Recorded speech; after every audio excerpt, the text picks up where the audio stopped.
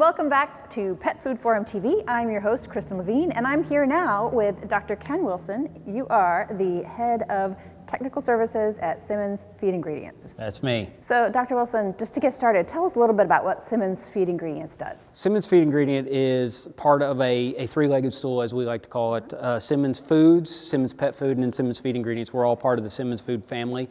We take the parts that come out of a processing facility, a poultry or a turkey, chicken, pepper, and manufacture them into high quality pet food ingredients that go on to further use into dry pet foods or canned.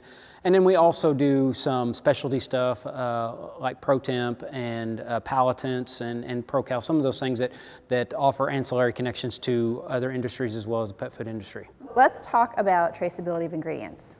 Your customers want to be able to trace them, correct? Yes, ma'am. And why is that so important? Well, traceability revolves around the ability to correct a problem. Let's say if my customer A has a problem with a proximate analysis or a contamination, they want to be able to get to me and isolate the problem and then ultimately determine if I was the impact to the problem or if my supplier was a problem. So we need to be able to connect the dots of the peoples, the processes, and ultimately the product so that we can mitigate any exposure our customer may have. And what do you see for the future of traceability?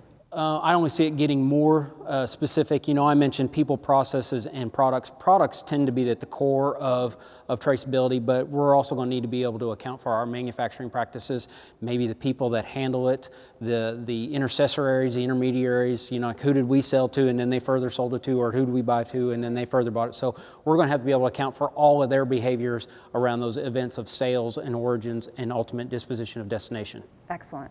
Well, I appreciate your time, Doc. Thank you. Thank you, ma'am. And we'll be back with more great interviews here at Pet Food Forum TV.